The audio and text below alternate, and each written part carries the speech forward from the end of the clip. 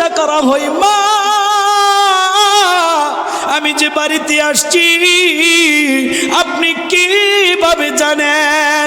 মা ডাক দিয়ে বলবে, বাবা তুমি বাড়িতে আসতে হইলে আমার জানা লাগে না, আমার বোঝা লাগে না, আল্লাহর তরফ থেকেই আমি মায়ের কলিজার মধ্যে একটা অনুভব হইয়া যায়, এই মুহূর্তে আমার সন্তান মনে হয় বাড়িতে আসছে। সুবহানাল্লাহ। এত নিশিরাইতে আয়েশা দেখছি বাড়িতে জাগিয়া রইছে মায়ে বসিয়া। এত নিশিরাইতে আয়েশা দেখছি বাড়িতে জাগিয়া রইছে মায়ে বসিয়া। মাই যদি মোর যাই রে চলে কে ডাক দিবে জাদু বলে, এমন মায়ের বুইলা কেমনে থাকি রে গ্রামবাসী। একটু দাঁড়াও মাইরে দেখি নয়ন ভয় রামাইরে দেখি রে গ্রামবাসী। একটু দাঁড়াও। এই মায়ের মতো কোনো আপনজন কি আর আছে? বাবাজিরা আমার আল্লাহর হাবিব সরকার দু আলম একটু দুরূদ পড়ি। আল্লাহুম্মা সাইয়্যিদ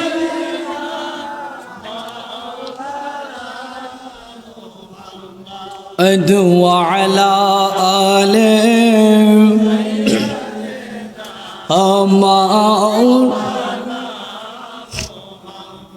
বাবাজিরা আমার নবী একদিন হুজরা মোবারকে সাহাবীদের হুজরা মোবারকের পাশে সাহাবীদেরকে নিয়ে বসে আছেন, দিনের আলোচনা করতেছেন। হঠাৎ করে রসুল তাকায়া দেখতেছে একজন বৃদ্ধা মহিলা আসতেছে।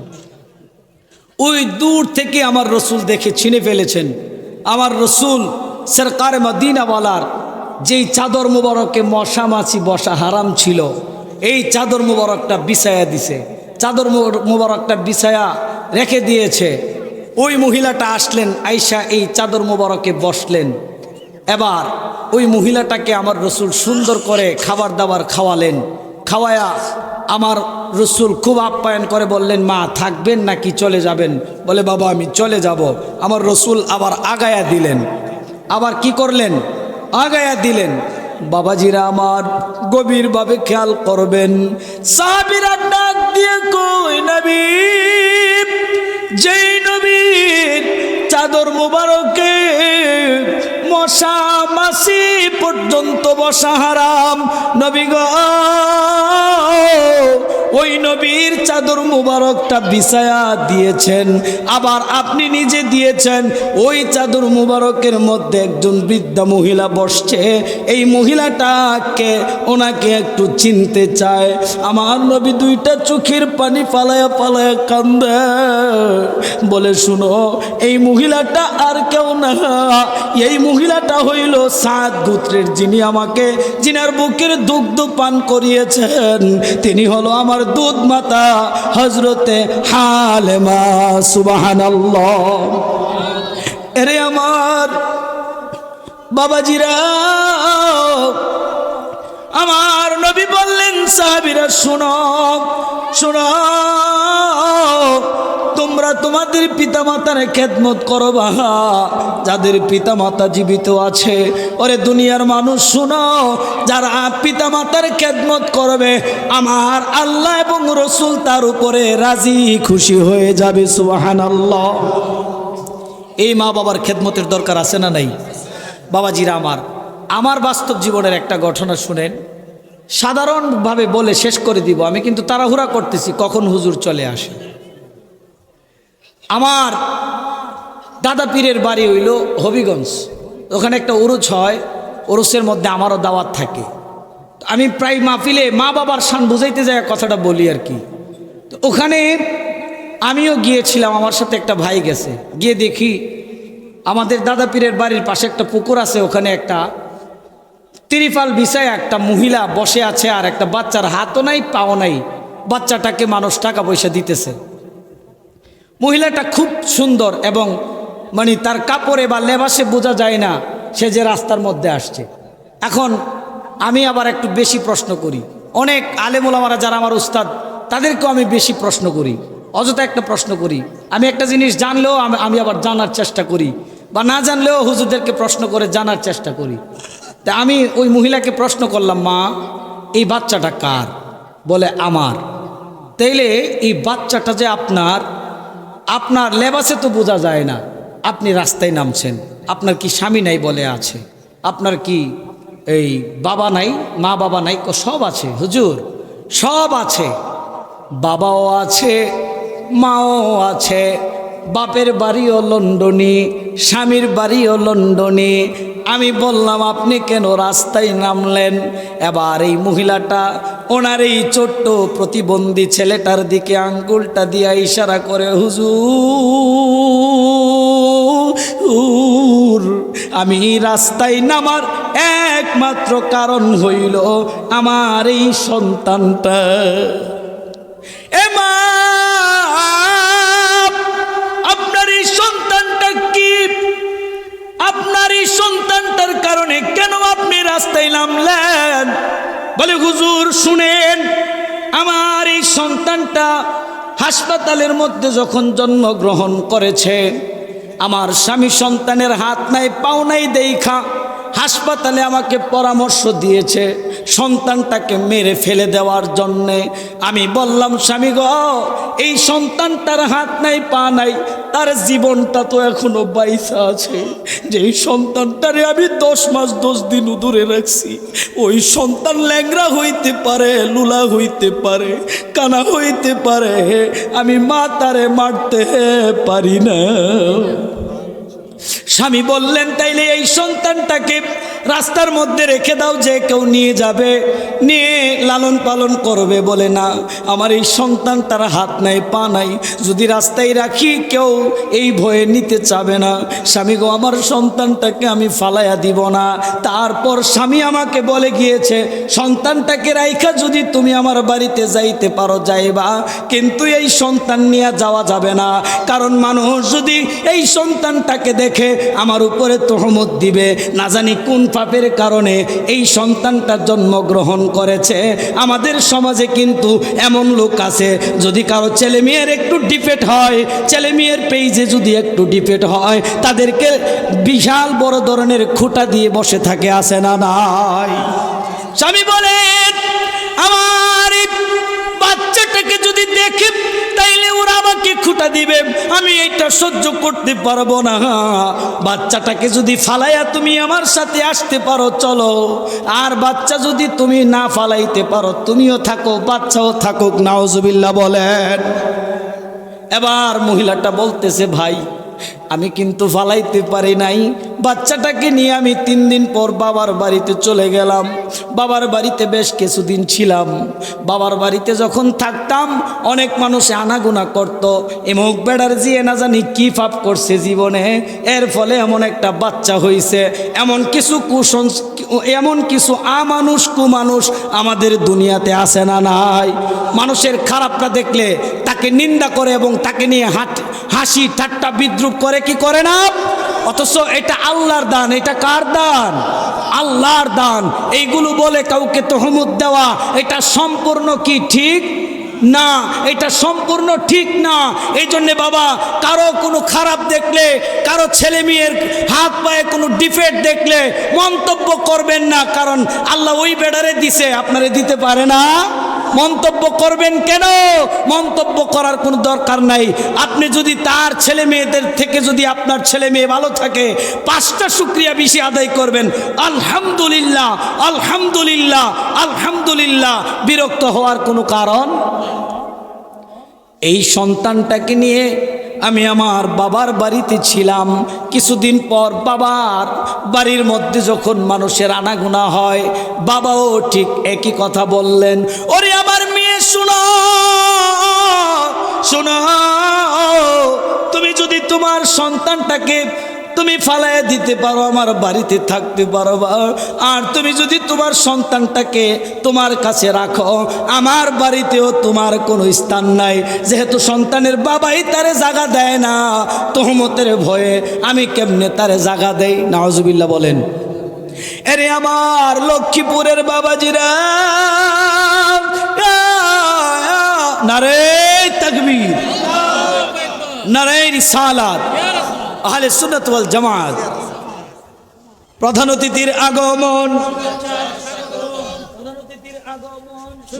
কুকুর যদি হইতো নূর নবীজির রওজার পাশে ঘুরতো। কবিকে যদি বলা হয়, ও কবি সাহেব, আপনি যে লিখেছেন মদিনার কুকুর হওয়ার জন্যে, আপনি তো শ্রেষ্ঠ জাত, আশরাফুল মাকলুকাত, মানুষ সব থেকে শ্রেষ্ঠ জাতি, মানুষ আশরাফুল মাকলুকাত, যেই জাতিটাকে আমার আল্লাহ শ্রেষ্ঠ জাতি বলেছেন, আপনি সেই শ্রেষ্ঠ জাতির ভিতরে জন্মগ্রহণ করার পরেও কেন মদিনার কুকুর হইতে চান? আশেক ডাক দিয়া কই, শুনো, মদিনার কুত্তা কুকুর হইয়া সকাল সন্ধ্যায় আমার নবীজির রওজা দেখে, আর আমি আশরাফুল মাকলুকাত হইয়াও নবীর রওজার পাশে থাকতে পারি নাই। নবীর রওজা থেকে আমি অনেক দূরে। এই জন্যে আমি আমার আল্লাহর দরবারে আমার মনের ভাবটা প্রকাশ করে দিলাম, আল্লাহ আমার আশরাফুল মাকলুকাত না বানাইয়া আমার মদিনার কামলিওয়ালা হায়াতুন নবী জিন্দা নবীজির রওজার পাশের কুকুর যদি বানায়া দিতা, আমার জীবনটা ধন্য হইয়া যাইত। কারণ আমি ওই সময় আমার কুকুর হইয়াও আমার নবীর রওজাটা সকাল সন্ধ্যা দেখতে পারতাম। আর একটু আসতে বলেন সুবহানাল্লাহ। এই রসুলের দুরূদ পড়ার দরকার আছে না নাই? এই দেখেন, আমার পূর্বের যিনি আল্লামা, তিনি বলে গেছেন, এই পৃথিবীতে আপনি নামাজ পড়তে পারবেন, রোজা রাখতে পারবেন, হজ করতে পারবেন, জাকাত দিতে পারবেন, আপনি হাজি হইতে পারবেন, গাজী হইতে পারবেন, নামাজি হইতে পারবেন। আপনি যত ইবাদত করেন না কেন, ইবাদতের মূলে যদি আপনি আমার রসুল রাহমাতুল লিল আলামিন না থাকে, খুদার কসম, খুদার কসম, খুদার কসম, আপনি আমার একটা ইবাদত আমার আল্লাহর দরবারে গ্রহণযোগ্য হবে না। তাহলে এই রসুলের দুরূদ পড়ার দরকার আছে না নাই? আসতে পড়বেন না জোরে পড়বেন? একটু আওয়াজ দিয়ে দুরূদ পড়ি, আল্লাহুম্মা সাল্লি। মাশাআল্লাহ, আওয়াজটা উঠবে। অপারেটর কই, আওয়াজটা উঠান এগুলো। মুহাম্মাদু আলা সাইয়্যিদিনা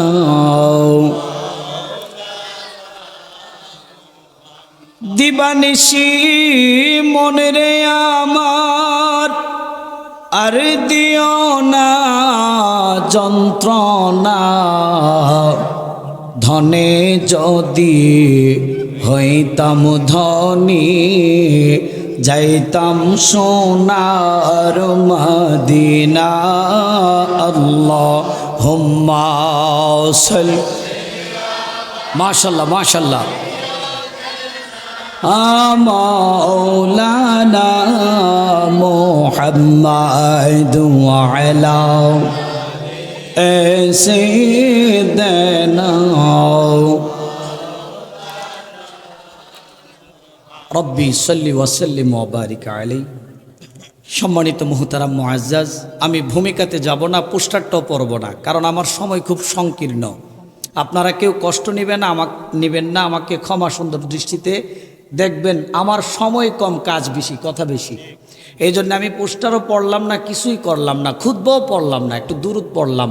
এটা আমার রসুলের মহব্বতে। আপনারা কি কষ্ট পাইছেন?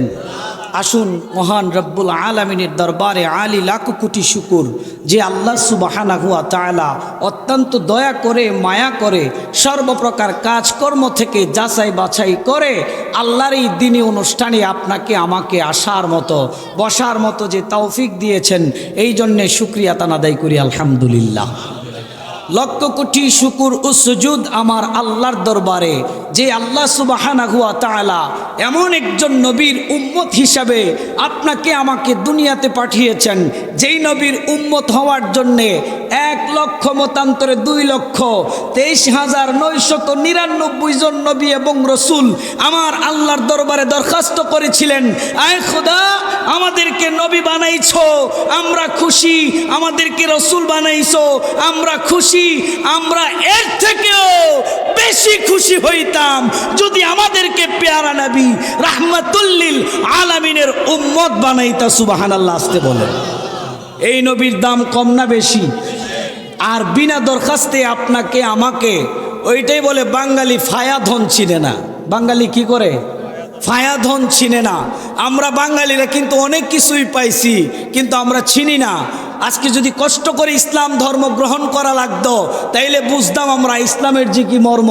আমরা তো রেডিমেড একটা ইসলাম আল্লাহর ওলিদের উসিলায় পাইলাম, এই জন্য আমরা আল্লাহর ওলিদেরকেও চিনি না। বলেন কথা ঠিক কিনা বাবাজিরা আমার? এই না চাইতে এমন একজন নবীর উম্মত আমরা হতে পেরেছি, খুশি না বেজার? এই জন্যে জুরে সুরে কণ্ঠটা তুলে দিয়ে আল্লাহর হাবিবকে দেখায়া দিতে হবে, নবী গো আপনি মদিনায় সেই 1,500 বছর পর আপনাকে না দেখে, আপনার কাছে না যেয়ে আপনাকে একদল আশিক রাসূলরা ভালোবাসি, আপনার উম্মত হওয়ার কারণে আল্লাহর দরবারে শুকরিয়া আদায় করেছি, আলহামদুলিল্লাহ। চিৎকার দিয়ে বলেন, আরেকটা আওয়াজ দিয়ে বলেন আলহামদুলিল্লাহ। রসুলের শান শুনলে খুশি না বেজার? রসুল কি আমাদের নবী নাকি অন্য কিছু? রসুল আমাদের জান, রসুল আমাদের প্রাণ, মমিনের ইমান নবী, মমিনের জান নবী, মমিনের প্রাণ নবী, যিনি আমাদের সরকার, যিনি আমাদের বাছানেওয়ালা, যিনি আমাদের তরানেওয়ালা, তিনার শান শুনলে আশিক রসুল মুমিন মুসলমানরা কখনো বেজার হইতে পারে? বলেন পারে? তাহলে আমরা ওই নবীর উম্মত যেই নবীর শান আল্লাহ বলন্দ করে দিয়েছেন। কতটুক বলন্দ করে দিয়েছেন? পৃথিবীর সমস্ত নদী নালা, খাল বিল, সাগর উপমহাসাগর, সমস্ত পানি জাতীয় আমার আল্লাহ যা কিছু সৃষ্টি করেছেন সবগুলাকে একত্রিত করে আমার রসুলের শান লেখার জন্য যদি কালি বানানো হয়, আর এই পৃথিবীর সমস্ত বৃক্ষরাজিকে যদি কলম বানানো হয়, আর এই বৃক্ষের পাতাগুলাকে যদি কাগজ বানানো হয়, দেখা গেছে পৃথিবীর সমস্ত মুফতি, সমস্ত মুহাদ্দিস, মুহাক্কিক, আবেদ, আলেমরা আমার রসুলের শান যদি লিখতে আরম্ভ করে, দেখা গেছে একদিন সমুদ্রের পানি ফুরাইয়া যাবে, ঝর্ণাঝাটির পানি ফুরাইয়া যাবে, নদী নালার পানি ফুরাইয়া যাবে, পৃথিবীর সমস্ত গাছের পাতা সব কিছু ফুরাইয়া যাবে, মুফতি মুহাদ্দিস ফুরাইয়া যাবে, আর পৃথিবী কিয়ামত হয়ে যাবে। তারপরেও আপনি আমার নবী রাহমাতুল লিল আলামিনের একটি দাড়ি মুবারক মানে দাড়ি মুবারকের একটি চুল মুবারকের শান বর্ণনা করে শেষ করার মতো কোনো আলেম আমার আল্লাহর এই পৃথিবীতে সৃষ্টি হয় নাই। সুবহানাল্লাহ। এই রসুলের দাম কম না বেশি? এই রসুলকে ভালোবাসতে রাজি আছেন তো ইনশাল্লাহ? এখন রসুলকে কেমনে ভালোবাসবেন? রসুলের ভালোবাসার মধ্যে বেদাতের ফতোয়া দেয়, বুঝে না, জানে না, কোরআন পড়ে না, হাদিস পড়ে না, না বুঝে। আবার অনেকে কোরআন পড়ে, হাদিস পড়ে বুঝা আমার রসুলকে আঘাত করে, রসুলের শানে আঘাত করে। আসে না নাই? বাবাজিরা আমার আলোচনা যদিও সেই দিকে না, মাহফিল কমিটির এই যে আমাদের মুখলেস ভাইয়েরা ওনারা বলেছেন আমি একটু পিতামাতার সম্বন্ধে কথা বলতে। আমি শুধুমাত্র রসুলের আশিক তো, এই জন্য রসুলকে একটু ধরে তুললাম আপনাদের মাঝে। দেখেন, আপনারা একটা কথা খেয়াল রাখবেন, যেই জায়গায় আপনার মা থাকবে না, আপনার পাশে দাঁড়াবে না, যেই জায়গায় আপনার বাবা আপনার পাশে দাঁড়াবে না, যেই জায়গায় যেই মৌলবীর কথা শুনে রসুলের সামনে আঘাত করতেছেন, ওই মৌলবীও যেই জায়গায় আপনার আপন হবে না, এই জায়গার আপন হবে আমার নবী। সুবহানাল্লাহ। এই রসুলকে ভোলা যাবে? এই রসুলকে ভুলবেন আপনারা? তাহলে আসুন, এই রসুলকে না ভুললে রসুল যা বলে গেছেন তা মানার দরকার আছে না নাই? রসুল বলে গেছে তোমরা তোমাদের পিতা মাতাকে কি করো? খেদমত করো। এখন আমরা অনেক ভাইয়েরা আছে, পিতামাতাকে তো খেদমত করবে দূরের কথা, পিতামাতা যখন বৃদ্ধা হইয়া যায় পিতামাতাকে কি করে? আলাদা করে দেয়। পিতামাতা যখন বৃদ্ধা হইয়া যায়, 5 ভাই থাকলে পিতামাতাকে আলাদা আলাদা করে, বলে তুই 1 মাস, তুই 1 মাস, তুই 1 মাস পিতামাতারে খাওয়াবি। মা বাপকে আলাদা করে দেয়। কথা বলেন ঠিক কিনা? এরে আমার লক্ষ্মীপুরের বাবাজিরা গভীর মনোযোগ দেন। আরে আমার বাবাজিরা, একটা মা একটা বাবা 5টা 6টা 7টা 10টা সন্তান একসাথে লালন পালন করে। কোনোদিন তো মায় ভাগ করে নাই, ওরে বাবা তোমাকে আমি একদিন পালবো, তোমার বাবা একদিন পালবে। কোনোদিন তো বাবা ভাগ করে নাই, ও বেগম আমার এই সন্তানটাকে 1 মাস তুমি কুলে নিবা, আর 1 মাস আমি কুলে নিব। কোনোদিন তো কেউ মা বাবা 2 জনের ভিতরে কেউ এই কথা বলে নাই। আরে বাবা, একটা মা একটা বাবা 5টা সন্তানকে লালন পালন করলে কোনো কষ্ট হয় না, আর আমরা 5টা সন্তান একটা মা একটা বাপকে লালন পালন করতে কষ্ট হয়। জামানাতে এইটা চলতেছে কিনা? আমার ভাইরা যদি জানতো মা বাবার গুরুত্ব, জীবনে কোনো দিন মা বাবারে কষ্ট দিত না রে বাপ। যার মা নাই সে বুঝে মার যে কি ব্যথা। কথা বলেন ঠিক কিনা? আমার আল্লাহ সুবহানাহু ওয়া তাআলা পবিত্র কুরআনুল কারীমে বলেছেন, আখফিদ লাহুমা জানাহায-যুল্লি মিনার রাহমাতি ওয়া কুর রাব্বিরহামহুমা কামা রাব্বায়ানি সগীরা। আমার আল্লাহ বলেছেন, তাদের জন্য সদয়ের হাত বিছায়া দাও, তাদের জন্য নম্রতার হাত বাড়িয়ে দাও, তাদের জন্য কি করো? মায়ার হাত দয়ার হাত বাড়িয়ে দাও। তারা কারা? তারা হইল তোমার পিতা এবং মাতা। এরে আমার বাবাজিরা, পিতা মাতাকে কেন আমরা রহমতের হাত দয়ার হাত বিছাবো? পিতা মাতাকে কেন মায়া করব? পিতা মাতাকে কেন দয়া করব? এই জন্য করব, আমরা যখন ছোট ছিলাম আমাদের পিতা মাতাও আমাদেরকে দয়া করেছে, আমাদেরকে মানবতার হাত বাড়িয়ে কুলে নিয়েছে, আমাদেরকে বিনয়ের সাথে লালন পালন করেছে। ওই সময় যদি মা বিরক্ত হইতো, ওই সময় যদি বাবা বিরক্ত হইতো, আমাদেরকে লালন পালন করা সম্ভব ছিল না। কথা বলেন ঠিক কিনা? আরে আমার বাবাজিরা,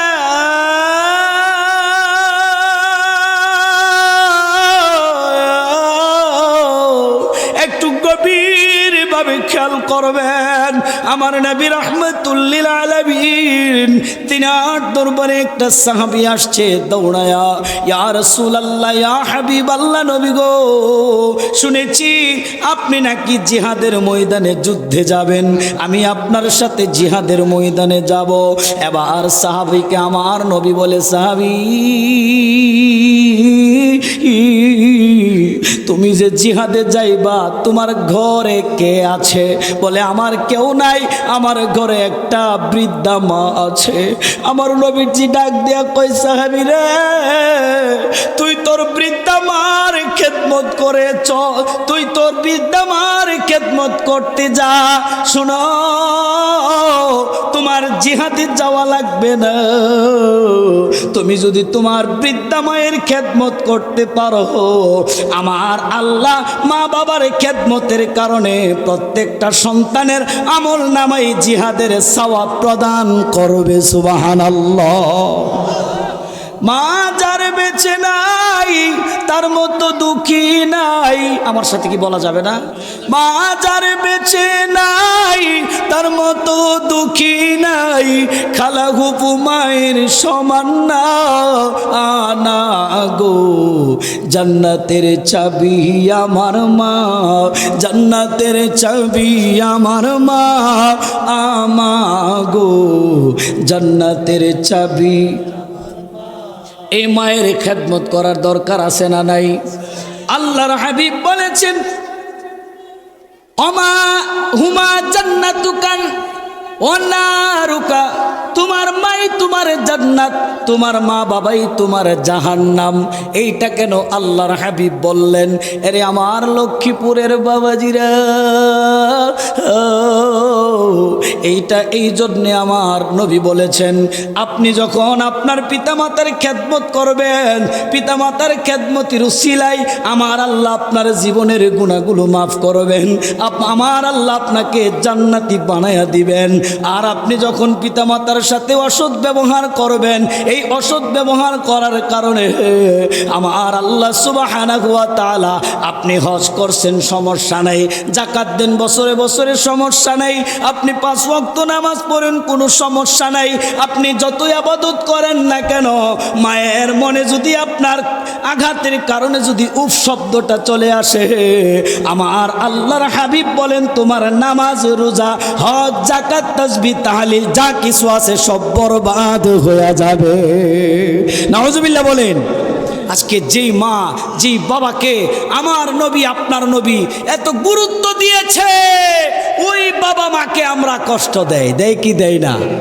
বাবাজিরা, এই বাবা মার ঋণ কোনোদিন শোধ করা যাবে?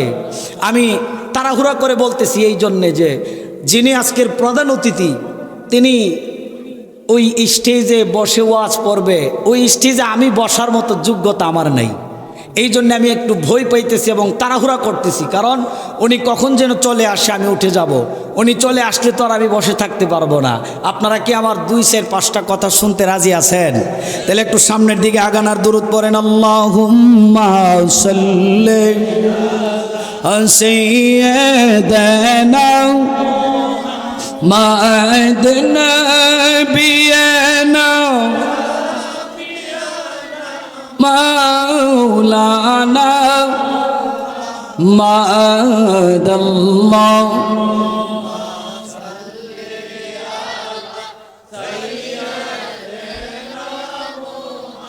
দিবানিশি মনে রে আমার আর দিও না, না দিবানিশি মনে রে আমার, না আমরা ধনে যদি হইতাম ধনী যাইতাম সোনার, না আল্লাহুম্মা সাল্লি আলা। বাবাজিরা আমার, এই বাবা মার ঋণ পরিশোধ করা যাবে? একটা ছেলে হঠাৎ করে একদিন মাকে বলতেছে, মা আমি তোমার ঋণ পরিশোধ করতে চাই। হঠাৎ করে কি মাকে বলতেছে, মা গো আমি তোমার ঋণটা পরিশোধ করতে চাই, কিভাবে পরিশোধ করব তুমি একটু বলো। বলে বাবা রে, তুমি আমার ঋণ শোধ করবা? কিসের ঋণ? বলে তুমি যে দীর্ঘদিন যাবত আমাকে লালন পালন করছো, এই যে আমাকে তোমার বুকের দুধ খাওয়াইছ, তুমি যে আমাকে ছোট থেকে বড় করেছ, এই ঋণটা শোধ করব, কিভাবে করব? মা বলে এই ঋণ শোধ করতে হইলে তো তুমি একা শোধ করতে পারবা না, দেশের যত মাতাব্বর সর্দার আছে তাদেরকে নিয়ে আসবা আগামীকালকে। আর মা একটা মুরগির ডিম দিল, নেও তুমি মুরগির ডিমটা তোমার বুকের উপরে নিয়ে ঘুমাইবা। মারহাবা বলেন। তুমি যখন বিচারের কার্যকর আরম্ভ হবে, আমি কিন্তু তোমার কাছে এই ডিমটা চাবো, ওই সময় তুমি আমাকে ডিমটা দিয়ে দিবা। মারহাবা বলেন। মা ক ব্যাপার হইল, তো ব্যাপার যদি নাই হয়ে থাকে, ডিমটা কিন্তু তোমার বুকের উপরে নিয়ে আজকে ঘুমাইতে হবে। বলে ঠিক আছে ঘুমাবো। সন্তান ডিমটা নিয়ে গেলেন ঘুমাইতে, আর ওই দিক দিয়ে মাতাব্বরদেরকে বললেন, সর্দারদেরকে বললেন, বিচারকদেরকে বললেন, ও বিচারকরা আগামীকালকে আমি আমার মার ঋণ পরিশোধ করব, আপনারা আমাদের বাড়িতে, আপনাদেরকে ইনভাইট করলাম, আপনারা থাকবেন। বলেন মার ঋণ শোধ করা কি সম্ভব? ওই বেচারা ডিমটা বুকে নিয়ে ঘুমাইছে। হঠাৎ করে ঘুমের ঘরে ডিমটা পিঠের উপরে পইরা ভাঙ্গে গেছে গা। কি করছে? ভাঙ্গে, কথা বলেন, কি হইছে? ভাঙ্গে গেছে গা। বেচারা তো তাজ্জব হয়ে গেছে, কি রে ডিম ভাঙ্গে গেল গা, মারে কি জবাব দিব? আচ্ছা যাই হোক, ডিম তো মারে একটা জবাব দিব না, যেটাই দিই। পরের দিন ধরেন জুহরের নামাজের পর একটা সালিশ বসছে, বিচারের কার্যকর আরম্ভ হইল। মার ঋণ পরিশোধ করার জন্য সন্তান খুব পেরেশান হয়ে গেল। এবার মায় ডাক দিল, বাবা তুমি আমার ঋণ পরিশোধ করবা বলেছিল না? জি। ওদেরকে ডাকছো তো এই কারণে? জি মা। কত টাকা হইলে আপনার ঋণ শোধ করা যায়? কি সম্পদ হইলে আপনার ঋণ শোধ করা যায়? এইটা আমাকে বলেন, আমি দিয়ে দিব। মা বলে, এর আগে তোমারে যে আমি ডিমটা দিছিলাম এইটা দাও। আমি যে তোমারে ডিম দিছিলাম এর আগে তুমি আমারে ডিমটা দাও। সন্তানটা বলে, মা ডিমটা তো ভেঙে গেছে। এমনিতে মায়ের কান্নার স্পিডটা বেড়ে গেছে। মা হাউ মাউ কইরা কাঁদতে আরম্ভ করছে। বাবারে, তুই আমার ঋণ কেমনে শোধ করবি রে বাবা? এই সাধারণ ডিমটা তোমার বুকের উপরে রাইখা ঘুমাইতে পারো নাই। আরে বাবা, তোমাকে আমি একটা ছোট্ট একটা ডিম দিয়েছিলাম রাখার জন্যে, তোমার বুকের উপরে। ঘুম থেকে উঠে ডিমটা আমাকে ফেরত দেওয়ার জন্যে তুমি দিতে পারো নাই। শোনো, তুমি যখন ছোট ছিলা ডিমের থেকে পাতলা ছিলা, ডিমের থেকে আরো নরম ছিলা। ডিমের চামড়ার থেকেও তোমার চামড়াটা বেশি পাতলা ছিল। ডিমটা যেই শক্ত এর থেকে নরম ছিল তোমার হাড়গুলা। কই একদিন তো আমি মায়ের পিঠের তলে পড়ে তোমার হাড় ভাঙ্গে নেই। তুমি কার ঋণ পরিশোধ করবা বাবা রে?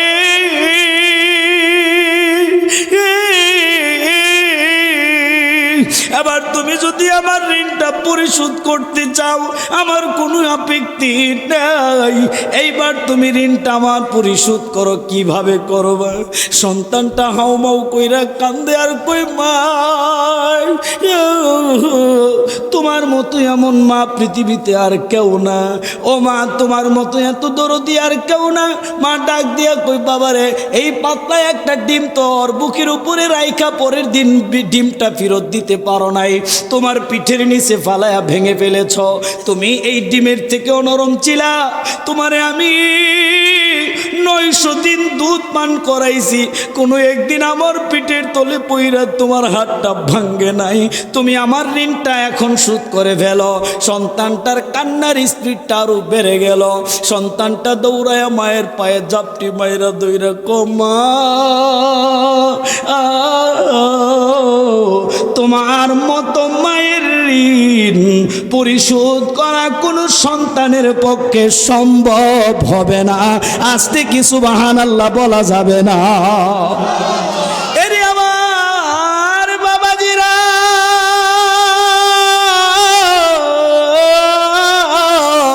ওই মারে কোনোদিন কষ্ট দেওয়া যাবে নি। শুনো, বাস্তব জীবনের বাস্তব ঘটনা বলি। যাদের মা নাই, মই মুরব্বীদের মধ্যে তাদেরকে জিজ্ঞাসা করেন, তারা যখন যুবক ছিল অনেক দিন মারে না কয়া ঘর থেকে বের হইয়া, বা অনেক দিন মারে বইলা ঘর থেকে বের হইতো। যখন রাত্রের রজনীতে আবার তারা বাড়িতে আসতো, আমিও মাঝে মধ্যে বাড়িতে গেলে এই কাজ হয়। যখন রাত্র গভীর হইয়া যায় তখন এই সন্তানটা বাহিরে থাকে আর ঘরের ভিতরে মা থাকে, সন্তান বাহিরে থাকে। হঠাৎ করে বাহির থেকে রাত্রের 2:30-2টা বাজে যখন সন্তানটা বাড়িতে যায়, তখন বাড়িতে সন্তানটা মা কয়া ডাক দেওয়া লাগে না। সন্তানের পায়ের আওয়াজটা শুনে মা বলে, আমার সন্তান তুমি কি বাড়িতে আসছো নি?